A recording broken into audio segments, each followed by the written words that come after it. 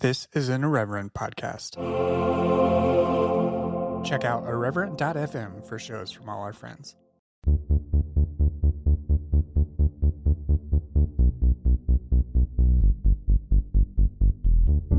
Hello and welcome to Evangelical, the show exploring the world inside and outside the evangelical subculture.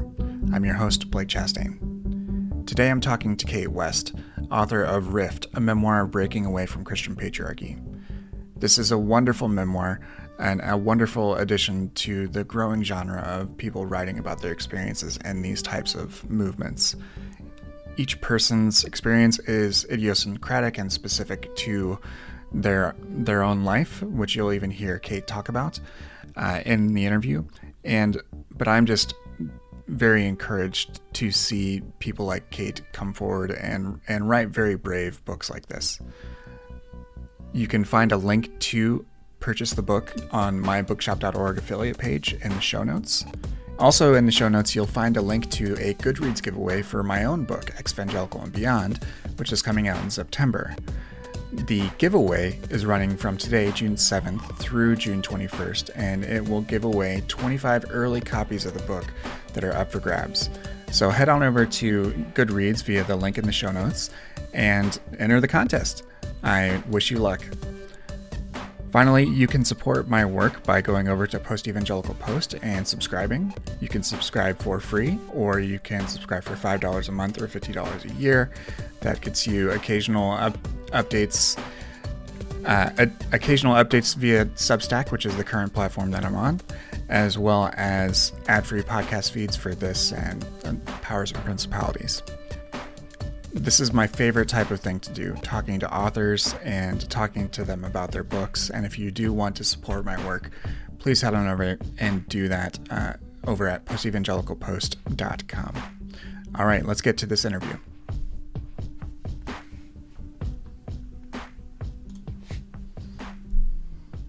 Cait West, you are the author of Rift, a memoir of breaking away from Christian patriarchy.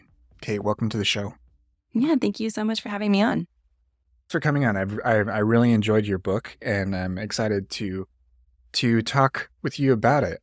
Where I usually start my conversations is just to get a sense of your first sort of experience of religion and that sort of thing. So, and your book is a memoir, so we're going to use this as our starting point as usual, but then we'll very much just sort of talk about your story and what you shared about that story in your book. So where did you first grow up, and what were your first sort of experiences with religion and church like? Sure. So I was born in Delaware and lived there for the first few years of my life. My family moved a lot, which helps with the structure of my book. I moved from Delaware to Pennsylvania, to Colorado, to Hawaii, and I was baptized as a baby into a Presbyterian church, the PCA. And so pretty typical conservative Christian family.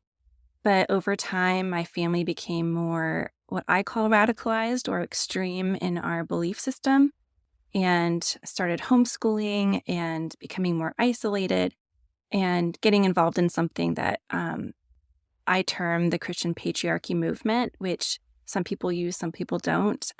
It's a belief system revolving around this idea that God is masculine and created humans with men being at the top of society and women being the helpers. And so me growing up in that system as a girl, I was told what my life would be like I had no choices. I was going to get married, have as many children as possible, and I couldn't leave my father's home until I got married. So I didn't escape. I call it escape because it really did feel like an escape until I was 25. And that was 11 years ago. So now I've been kind of, exploring what it's like to live on this other side of life outside of that movement. Yeah. And I want to revisit what you said about the Christian patriarchy movement, just because I do think that over the last few years, there have been more pieces of media, whether it's documentaries or books or other types of projects that focus on the stories of survivors of these movements, which I think is great and a great thing to add to the conversations around religion and the types of religion that can cause harm and abuse. Is that movement, is it distinct from some of the other terms that people may be familiar with, whether it's quiverful or stay-at-home daughter movements, or like shiny happy people focused on one particular organization, IBLP? Is that a similar movement or the same, or do they have a lot of points of connection? This is a type of evangelical adjacent type networks that I don't have the lived experience of. So I'm just curious how you, as someone who lived this, how you see those things now, and whether there are those connections or if it's its own distinct thing. Yeah, and I think it's helpful to try to put the pieces together so we can understand what we're even talking about. I see Christian patriarchy as a broader movement, and all of those things you mentioned as subsets within that movement. So I think they all fall under that umbrella. Excuse my term for using the umbrella term. If you know about shiny happy people. So within Christian patriarchy, there's the IBLP, that they follow that ideology. They're a very specific organization. I grew up in my family with Vision Forum, which is similar to IBLP, a different organization that was based out of Texas. And quiverful is the term for this belief that women should have as many, married women should have as many children as possible or as God gives them. And they're not allowed to use contraceptives or birth control of any kind. And stay-at-home daughter falls within that as well, because that's the part where you're waiting to become the wife and mother. You're not married yet. You're a single woman living in your parents' home.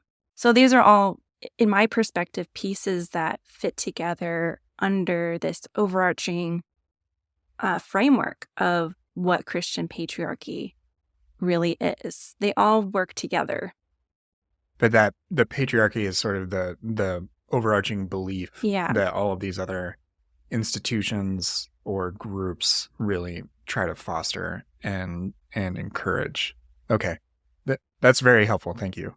And I think as we sort of build a shared vocabulary around these things, I think that level of explanation is wonderful. So thank you for sharing that.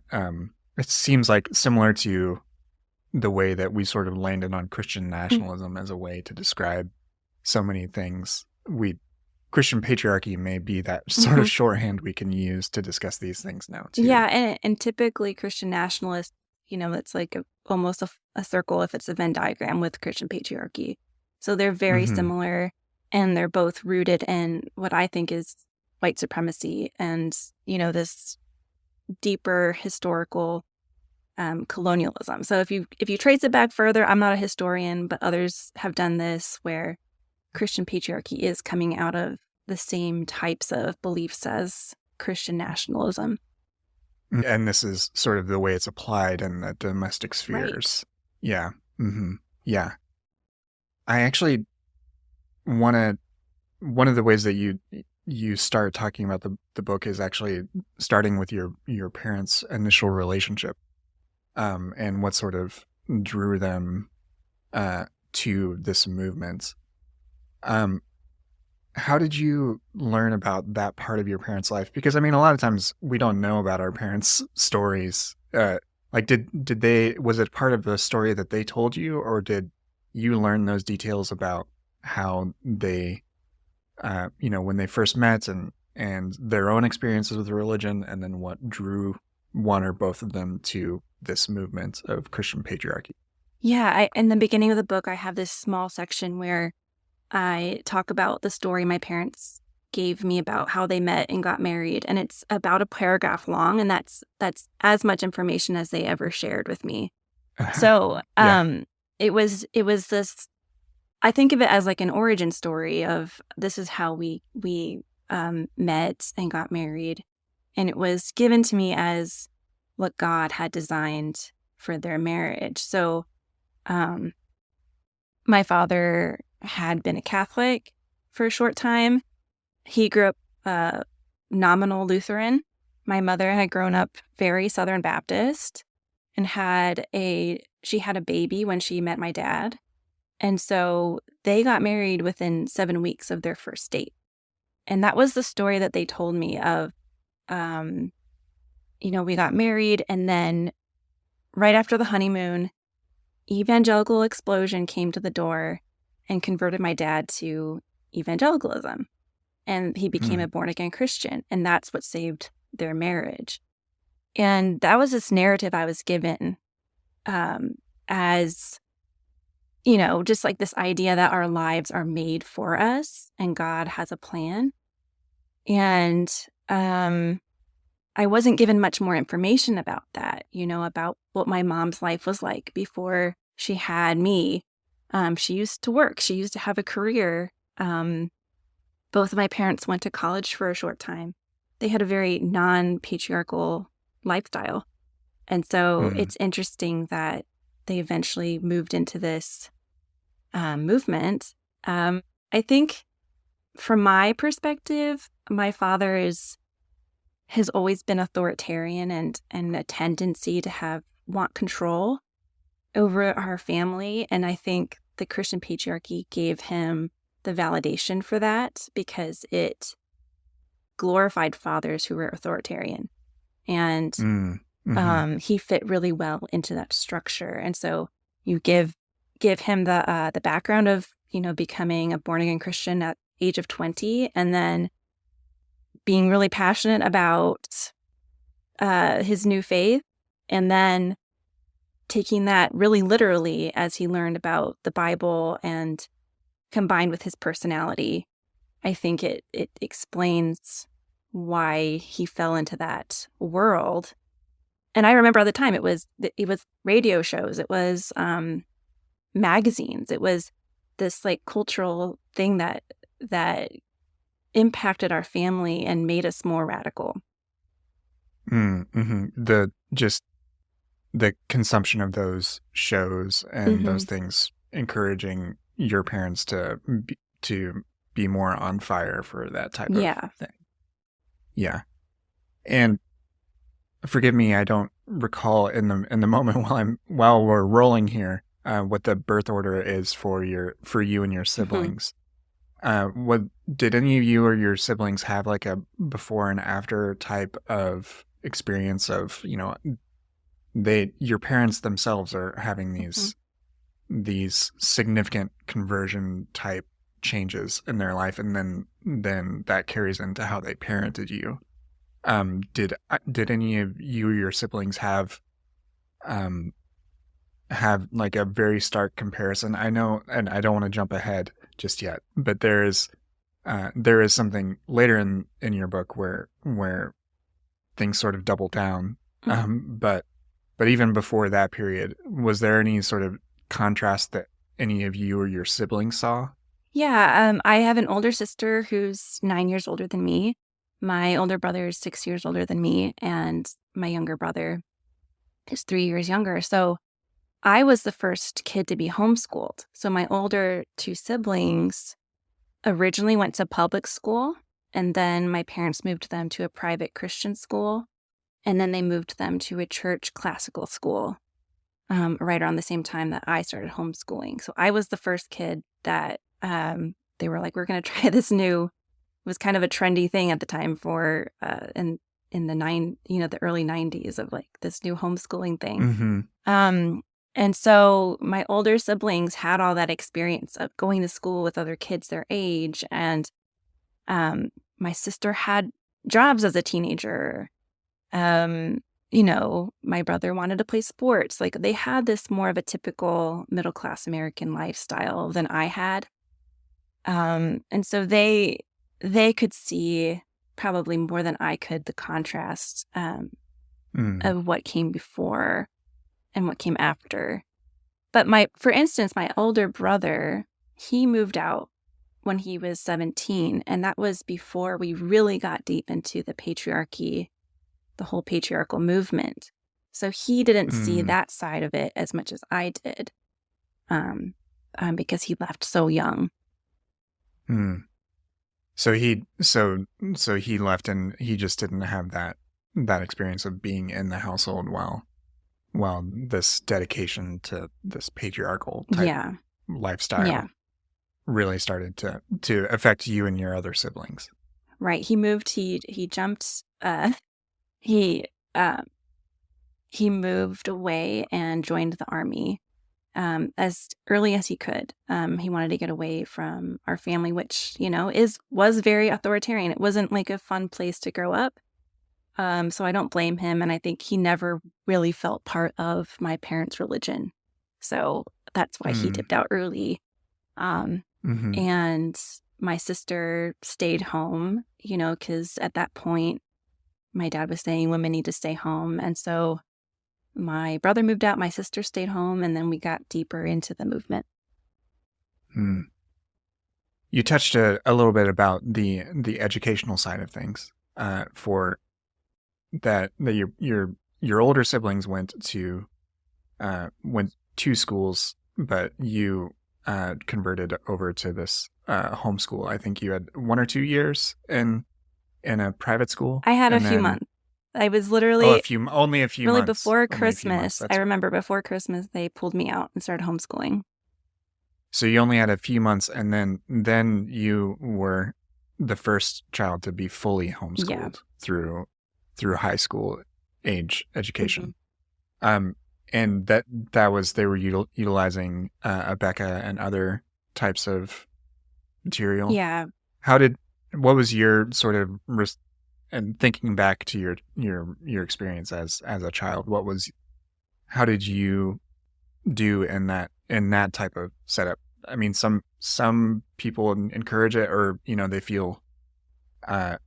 feel comfortable in those things, and I know that's setting aside the actual materials that you're studying. But what was your experience within the homeschool type of environment? How did you respond to it? Yeah, and I think I want to take a nuanced look at it, because I struggled the few months I was in a private Christian school for kindergarten. I didn't know how to make friends. I was very shy, and I didn't really have a good time there. So being pulled out didn't feel like a crisis to me. I didn't understand what was going on or why we were doing this. But I did find that I enjoyed independent study, and in the early years, my mom had a lot of one-on-one time with me to teach me how to Mm-hmm. read and things like that. And so those were probably the best years of homeschooling for me when I was very young. The older I got, the more my parents, either my father didn't have time or my mother didn't feel qualified to teach me. So I was given books to study on my own. And at some point, I was even given test booklets so that I could test myself and grade myself. And so I was very self-educated as a teenager. I did well that way, and I think that's just my personality. But I struggled to know how to interact with other people my age, and I never did certain things that other schooled kids do, like never wrote an essay, for instance. And so that's something I had to learn when I got out and went to college. So it definitely was lacking in many areas. And obviously, we were given curriculum that was very whitewashed and incomplete. On the other hand, I did learn how to be self-sufficient that way. So it's a both and type of situation. I would definitely have made changes if I were to homeschool children today. Right. Yeah, and thank you for taking that nuanced approach. And that this is actually just, again, something that I'm fairly tentative in the way I ask questions about this, because again, it's not I can't draw upon my own experience, and it is such an individualized sort of thing to go through, that sometimes I don't even know necessarily how to properly frame a question. And I'm just grateful for the way you answered it, because there are so many parts of education that, whether it's the social aspect versus the education and what you're studying. There's so many ways to tease that apart. Mhm. And I struggle to know as an interviewer how to ask questions of folks who have that as part of their story. And that's just me just being a little honest. And I appreciate your willingness to be nuanced about it. I mean, yeah, and then that's sorry. No, I think that's I'll cut that stammering out there. no, I think I appreciate that because, I think people can have really strong opinions about education, and I do have fairly strong opinions about it, but I feel somewhat neutral about the method of education. I think that there's certain principles that need to be followed no matter what kind of education you're giving kids. Hmm. I do think that homeschooled kids are more vulnerable to abuse and not getting help for that because they don't come in contact with people who are mandatory reporters, for instance. Hmm. So there are a lot of issues with homeschooling as a systemic thing, and it is very complicated. So I just encourage people to listen to the kids who were homeschooled. That's how we can learn from it and hopefully make better changes. Hmm. Right, right. And there are a lot of really wonderful resources for those sorts of things, like the Coalition for Responsible Mhm. Homeschooling. That if I'm a good podcaster, I'll remember to put in the show notes. um, uh, but yes, thank you for that because and thank you for having that additional comment because it is a part of these stories that if you have that experience, then it can be a shorthand type of thing, and if not, it's just like how is how how do you tell those stories responsibly in a humane way, Mhm. without just gawking or like Yeah. no one wants that either. Yeah. So yeah. Um, moving on a little bit, as far as uh your story goes, there's a watershed moment that you document when you're 12. So you've already been homeschooled. You're essentially middle school equivalent age. But this is when your father attends a Vision Forum event, and then um, I'm going to quote from the book briefly. You say, when my mother hangs up, she turns to me with a worried look. He said things are going to change. We should be ready. And I'm curious what that, thinking back and sharing that moment, um, what was it about your father getting connected into Vision Forum and some of these other organizations that brought about the subsequent changes that you then start to detail in the book? So that was such a turbulent time in my life. We had moved to Colorado when I was around 10 years old, and we built our own house. So, like, there was this long period of time where we lived in this tiny apartment with 4 kids. And then my brother moved out. And then my father got connected with Vision Forum, which is, this organization that started in Texas. And they were both a quote unquote ministry and a company that sold products that were very gender based, based on the patriarchal lifestyle. And I remember that moment because before that, it felt like my family was somewhat loose and like isolated, and my dad's ideas were my dad's ideas. And then when we got involved with Vision Forum, it felt like there was this bigger structure, this bigger organization that we were part of, even though there was no membership for Vision Forum. It was just like this company that started conferences and made movies and things like that. Um, and so it felt like we were part of something bigger after that, because my father started getting connected with other people in the movement through Vision Forum. We got pulled out of Sunday school because family integrated church was a big part of the whole belief system that children shouldn't be separated from their parents during church or shouldn't be segregated by age, which is an interesting idea.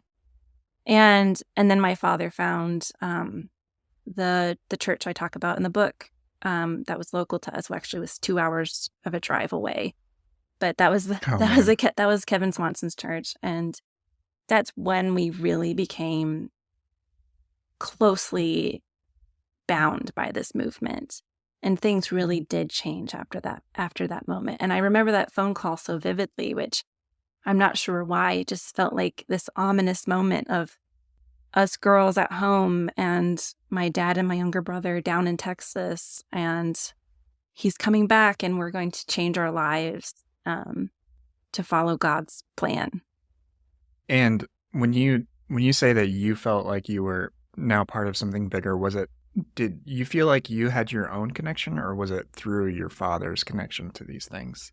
Yeah, I never got to go to Texas. So because they have a lot of conferences, they did like the father-son retreats, which is what my dad did. And then they had the father-daughter retreats, which we didn't do. And so I never got to go. But I was, I was very connected at our local church, and we did start doing our own family camps. And I would volunteer to play piano and stuff like that. And I was one of the older girls in the church. So my father was considered the courtship expert in our church. And I felt like I had to be an example of what a good stay-at-home daughter looked like. And, I felt like I was part of this bigger story, and I didn't necessarily like that story, but that was just what it was. And I was trying really hard to be a good, obedient daughter within it. So, I was pretty isolated. We lived in the mountains at the time. I didn't get to go to a lot of events or have many friends outside of Sundays. And so these connections with Vision Forum, with the church, were kind of my only social structure. Yeah. Talk about that a little more, as far as the ways in which you were able to, within these very tight confines that were made for you, how you were able to establish various friendships at different parts of your childhood years. Yeah, I didn't make many friends. So when you're homeschooled, you either stay home all the time and don't make any friends, or you go to a co-op or a field trip with other homeschooler kids. And we did that when I was younger, but the older I got, we lived farther away from people, and it was just more difficult to see other people. So I really only made friends at church, and I only got to see them usually once a week. And then in between those times, we would write letters to each other. So a lot of us, stay-at-home daughters would just write to each other letters, and that was how we maintained our friendships. And that was because you didn't have email or No. It was through letters. Yeah, and I think at some point, some of us may have been allowed to have access to email, but we didn't have access to our own computer, or this would have been early 2000s. So we definitely had computers and email, but we just didn't have free access to that. And the only other way I made friends really was when we went to family camp and met other homeschooled kids who grew up in patriarchal families. So it was only other people who believed the same thing. People who didn't live that way wouldn't have been encouraged to be friends anyways. So I never really had the opportunity to interact with those people. So everything was already sort of self-selected through the various, your parents only really socialized with people that thought like them. Yeah. And so as a result, you also weren't, and because you were homeschooled and didn't have it, you wouldn't have had any opportunity to see any other type of lifestyle, so to speak. Yeah. And even within the context of those letters that you would send to other friends, did you have privacy? Did you have any private, or was it something where even those would be monitored or scanned or that sort of thing by your parents? I think in general, I don't think my parents read my letters to other girls. It's possible. I would not put it past my father to have done that somehow, because he has read like the diaries of my siblings and things like that. So I don't know for sure. I wasn't required to go to him and say, can you read these letters? The only time that happened was when I got older, and if there was a boy interested in making a friendship with me, that was when my father would read everything in between us. He would be like the middle person between me and a boy. And that was only for the purpose of, would this be a person to get married to? So that level of scrutiny was reserved essentially for that type of relationship, a courtship relationship. Yeah. I mean, this even talking about these things within this very loose type of thing, it's kind of hard to keep track of what's allowed and what's not.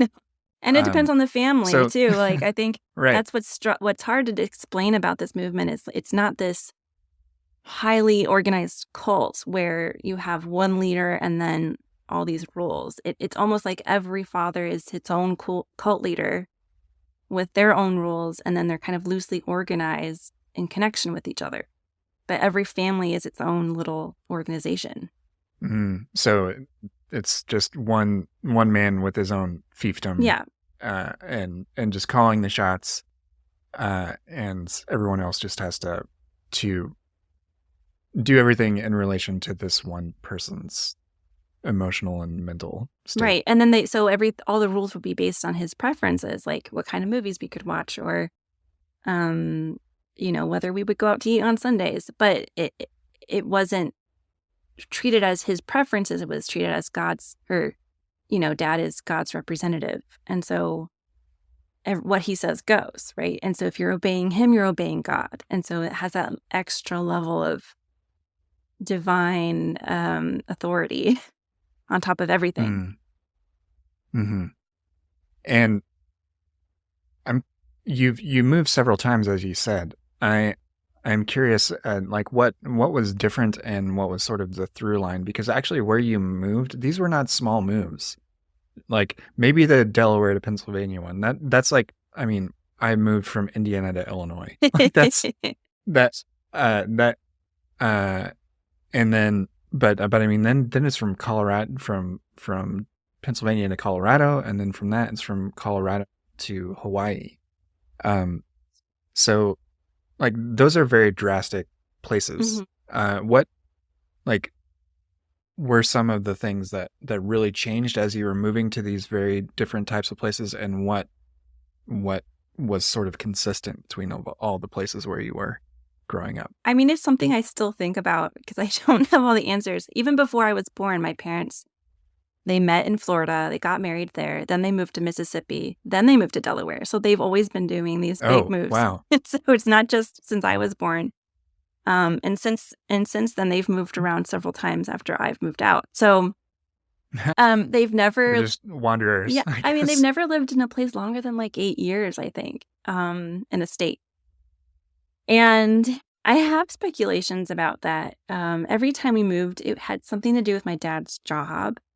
And he would work a job, and then he would decide to like start his own business. So we would move, like that was the move from Pennsylvania to Colorado, was I'm going to start my own business. We're going to live in nature and like have a better lifestyle. And I think that correlates with the ideals of Christian patriarchy, where a family is very connected and they don't get distracted by the outside world. So I think living in the mountains connect with that. And then when we moved to Hawaii, it was he's going to stop having his own business and have a job there because he really liked how beautiful it was. And so he got a job in Hawaii and they moved us there. So it always had to do with my dad's work, and nothing else came into consideration, whether it was good for us or whether my mom wanted to move.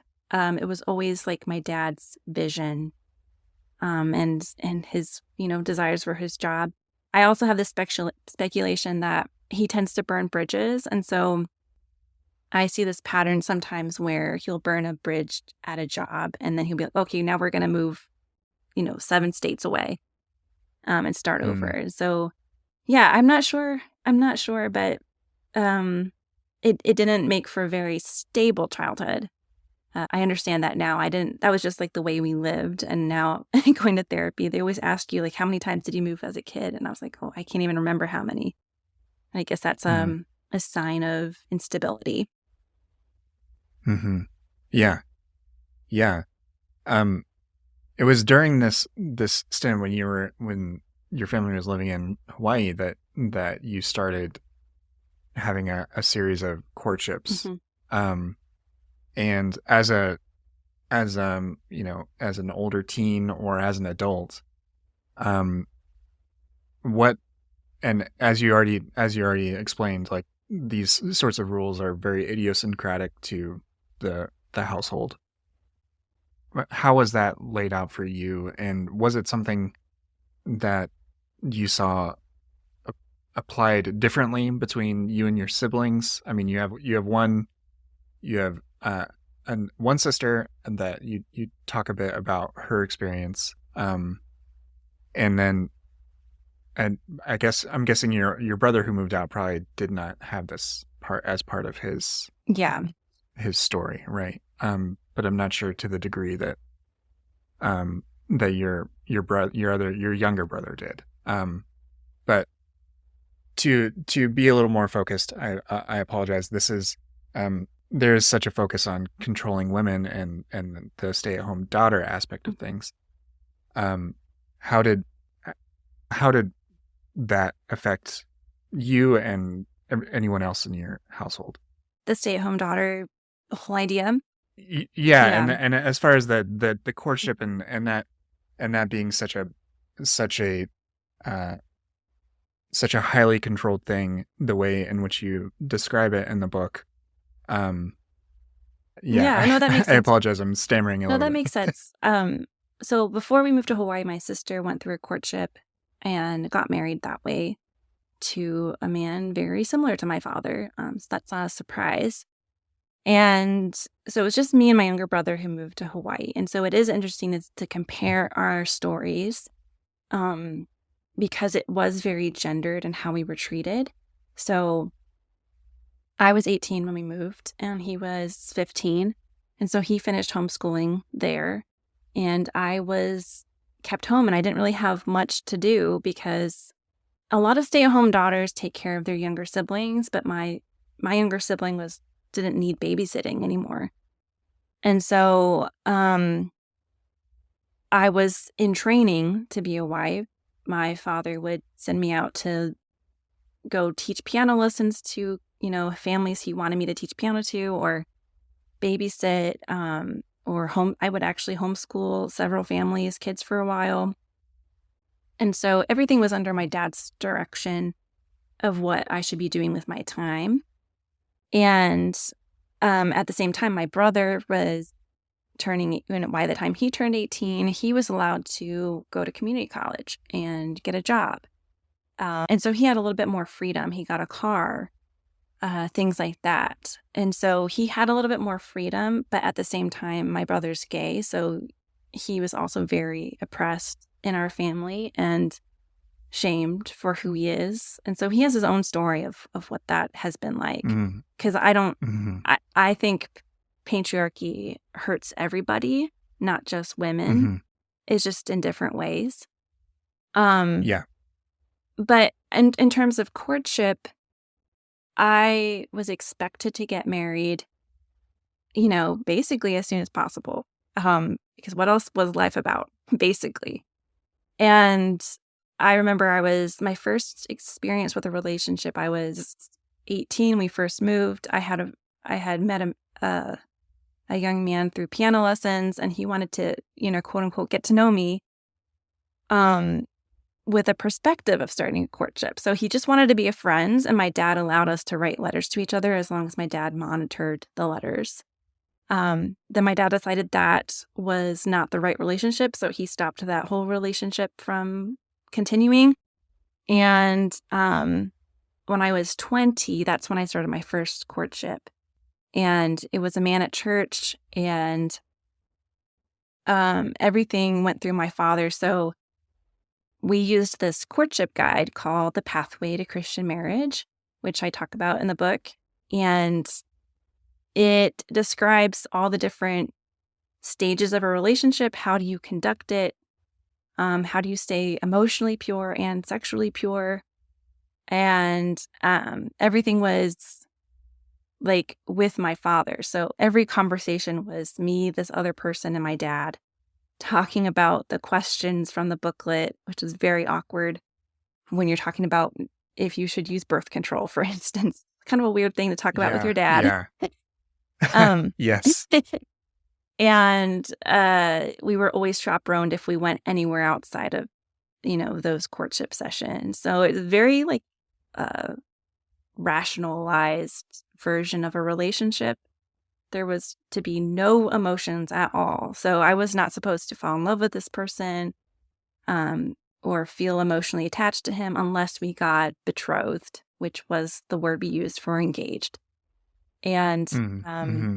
so, yeah, that didn't work very well because I thought I was going to get married to this person. I felt emotions for him, and then I got in trouble for being that way. And so that's part of my story of waking up to what was happening, was realizing my father was telling me that my emotions were sinful and continually berating me for just being a person. That's how it felt. It was just like, I'm showing up as a person and now I have to repent for having emotions. But that's how he saw it. And so that's a long, complicated way to get into that topic. But courtship was very controlled. It took away all my agency. It didn't give me many options. And basically everything had to go through my dad. Yeah, as a reader, that aspect of your courtship experience of there not even being allowed to be any emotional connection or emotional attraction, that was sort of novel territory for me. Like being a sort of fellow like late 90s like evangelical youth group kid type thing. Like I definitely knew there was all the standard purity culture stuff was in, that was the environment I was in. But this added elements of not having any sort of emotional attraction until a lot of these, very logical, as you said, rational things of like making sure that they had an income or whatever these random requirements were that your father had in mind.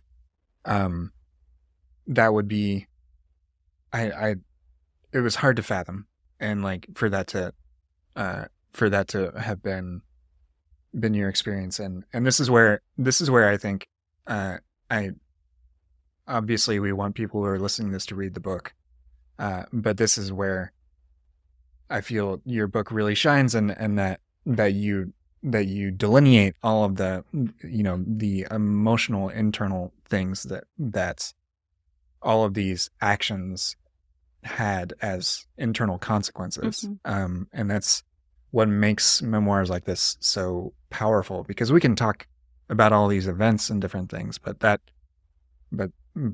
aspect is what makes a book like this so meaningful and moving.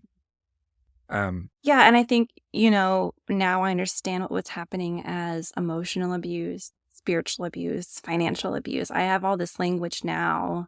At the time, it felt like God told me to obey my father, and my father's doing these things that are hurting me, and I can't understand why. He says he loves me, but then I get in trouble, for the smallest thing. And so it's very confusing when you grow up that way. You don't know what abuse, the language of abuse, or of what's really happening. And so that relationship woke up my intuition a little bit because I had repressed it so long. And having that experience of almost getting married and then my father stopping the courtship and me getting in trouble for having feelings, it started me Right. to think that something was wrong.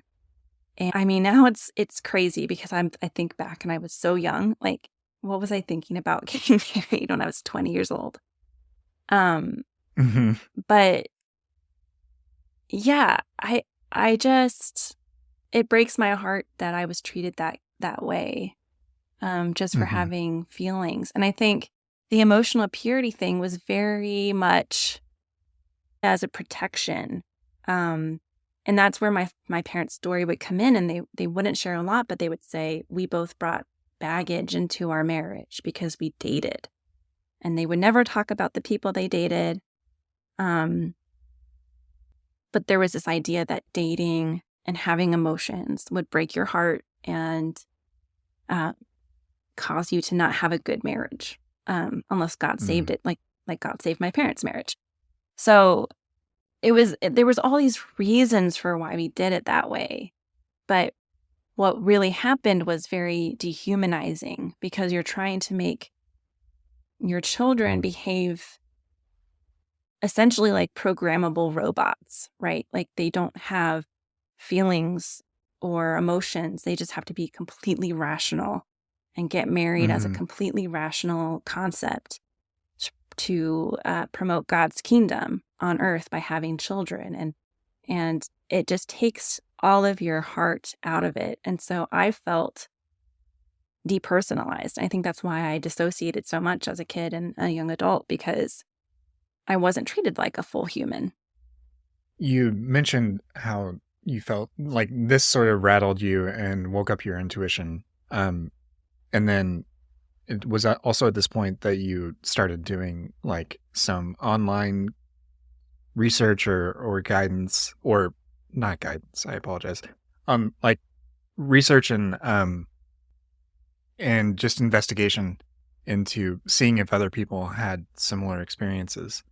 And this is very much, an area of interest for me as far as how the different tools like blogs and that sort of thing can surface a lot of these experiences, and find how you can find people who have similar experiences.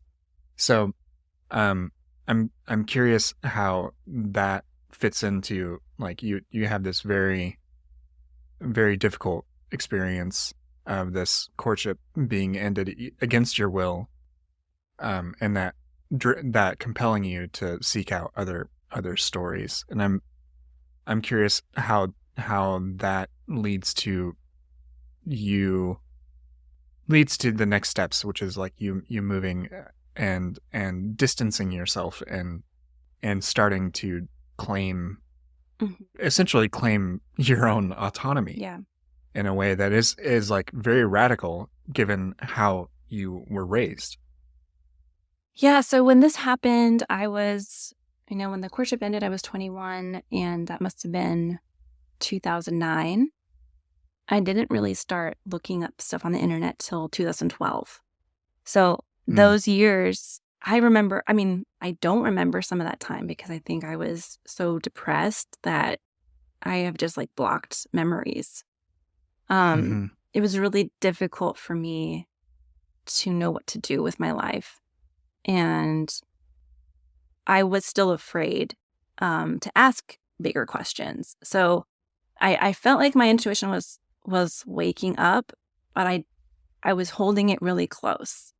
And so I was going through the motions. I was obeying my father. I was doing everything I was told. Um, and the only thing I held on to was, if I ever get into another relationship, I'm never going to let my father do this to me again. And I just kept that like as my secret commitment. Um, and it wasn't till, a few years later that I started really thinking about what it would be like to leave. Mm. Um, Hmm. and I had thought about moving in with my older brother who had just rejected the whole religion. Um, and I didn't know how to do that or where I would get money. And that's why I started teaching piano lessons more, because that was the one way that my father allowed me to make money. And around 2012, 2013 is when Homeschoolers Anonymous started. And that's when they started sharing homeschool specific stories on that blog. And that was one of the sources that I found when I finally got the courage to look it up, because I was really afraid, in a sense, of getting in trouble and afraid of what I would find. There was a book by someone who grew up like me. She has since recanted her story, but she wrote this book about growing up in a quiverful family. And just that alone was like, oh, there's other people who can leave this. So all those things I did in secret. And it felt like building up resources, building up strength, trying to think through what I wanted. And before that, even just deciding that it was okay to want something. And then that's when the story really like kind of falls apart, because that's when I met another person, and I wanted to have we tried to start a courtship. Really long story short, my father ended it after a week, and we continued to see each other secretly, or, continuing a romantic relationship. And that's when that commitment really, I was like, I'm not going to let this go. And that was a big instigator for me leaving. That was like that final straw, that I had been gathering all this courage and strength. And then I had this big reason to leave, was I want to be with this person. And if I live here, I can't be with this person. And I mean, you had undergone so much at this point, and then you did a lot of, really brave things in very rapid succession.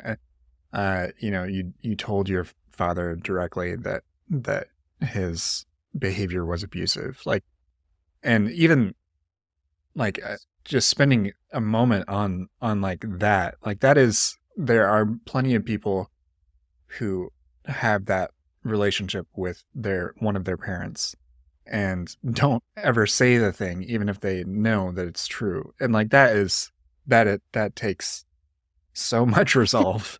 I mean, I guess in one way it could be seen that way. In another way, it's just really ignorant, because I really believed if I could give my dad this information, he'd be like, oh, I'm so sorry that I'm abusing you. Like, I was really hoping that he would just have the same enlightenment that I had.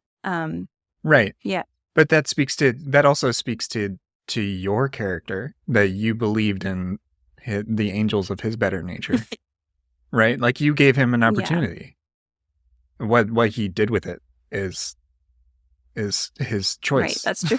But you gave him the opportunity, which, like, some other people make different choices for their own reasons. I'm not saying that is something that is a universal, but I am saying that it's brave. Thank you. Like, for sure. Thank you. And everyone's, it's going to be, everybody's going to have to deal with this differently. There's no one right way to leave an abusive situation. Right. And I mean, this is not typically a space where we make universal right. things. So all of the caveats in the world, but I also do recognize that that's a brave thing. And then you also continued your relationship, and that led to you being able to finally leave this situation. And now you've done another brave thing, and you've written a book about all of this. Like, and as you mentioned, like, it's been 11 years. So, like, you took the time to do the things that you needed to do to see to yourself. But now you're publicly talking to people like me about a very vulnerable type of thing. So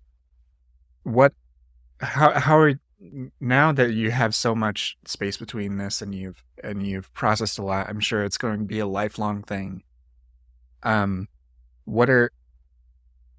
do you approach the spiritual side of things or the relational side of life in a way that is meaningful or edifying for you after coming from an environment like this?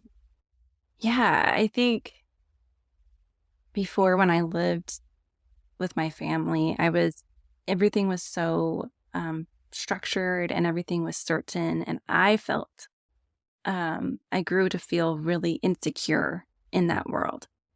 And Mm-hmm. it's interesting now, my life does not have that kind of framework. And yet I feel much more stable than I ever have in my life. Mm. And I think that's for several reasons. I've, I do feel like I have learned to trust my intuition, and that has taken practice to know what that even is like after you have a lot of voices in your head telling you, not like literal voices, but like my father telling you what to do all the time. Mm-hmm. And just learning to listen to that inner voice has taken practice, and that guides me a lot of my decision making now. But also like having a diverse support network, right? So like I don't depend on one person anymore for my livelihood or my safety. I have different kinds of relationships. I have a spouse, I have friendships, I have my siblings. I have these Mm-hmm. different kinds of relationships. I have a therapist. I have been able to get an education, and writing has shown me this whole community of writers and artists, and being part of that has been one of the most beautiful parts of leaving, is finding this creative world that I can be part Mm-hmm. of, that doesn't have a hierarchy or a set of rules that I have to follow. So that, I think, is what has made my life so much better, is having, it just feels like a bigger root system, like Mm. like Yeah. instead of Yeah. like one solitary thing holding me to earth, I feel like there's a lot of things that hold me. And oh, I don't know, I feel more like flexible, like I can adapt to the way life changes, because I don't know what the future holds. And the spiritual aspect of that, church is no longer part of my life. It's, I think, just the organized religion aspect of it just stopped working for me. And even phrasing it that way, I can hear my younger self saying that I'm a heretic. So I've been called that before, but That's okay. Heretics are welcome okay. here. um But I get it. yeah. So I just, it doesn't work for me. And I feel like part of that is PTSD. Part of it is that I don't believe a lot of those things anymore. Mm-hmm. But I do feel like there are things we don't know, and there are parts of being a human that feel very spiritual versus like that very rational side. Um, and I'm just open to that. And I think I've learned from reading lots of different kinds of books. Sometimes I still read theology, so I like to read liberation theology, like womanist Mm-hmm. theology or indigenous people theology, or just spiritual books like that, especially like when it's centered around nature. That's when I feel Mm-hmm. most connected to my spirituality. And so those Mm-hmm. are part of the root system, I think, that makes me who I am today. And it feels like it's okay to change my mind and explore different things and be curious. And I don't feel scared like I used to feel scared. Mm. Yeah. I mean, and that's no small thing. Like the fact that you feel secure, that is, that's amazing. I mean, there's definitely Um, moments, right? Like there's always right, like, right. I think the past few years, like with the pandemic and, conflicts and global issues, there are those, Mm-hmm. really old fears of hell and like Armageddon and all these things that we're taught as kids. They definitely feel like they're buried deep there. And they sometimes come up, but in general, no, they don't. It doesn't affect me the same way. Yeah. That's great. And I'm curious, just as a writer, as someone who's published something in this vein, when you went through the process, like, I mean, writing a book is in and of itself like a years long journey, even, and sometimes, the period between when you've finished writing and then it's finally published, and then you have to talk about it for months, or up to a year, or that sort of thing. Like, that's your relationship to the text and to the subject matter changes over time. So I'm just curious, as a writer, like, how do you view this particular book that you've written and put out into the world? Like, do you have dreams for that? And do you have any other sort of aspirations as far as other topics to explore? Yeah, I feel really happy with how the book turned out. I think I spent a lot of time overthinking probably about every little detail and what I want to share and what I don't want to share. Because when it's your story, once you put it out there, there's no taking it back. And so there are things about it that I think some people might be more curious about. Like, for instance, I don't talk about my siblings too often in the book. And that's for a reason. It wasn't because I didn't want to. It was just because I respect their own stories. They have such unique stories of growing up like this that I didn't feel like it was my story to tell. And so that's why it might feel like those things are missing. And I feel like it's interesting also because it ended like a few years ago or a couple years ago when I finished the book. It's when my story ended in the book.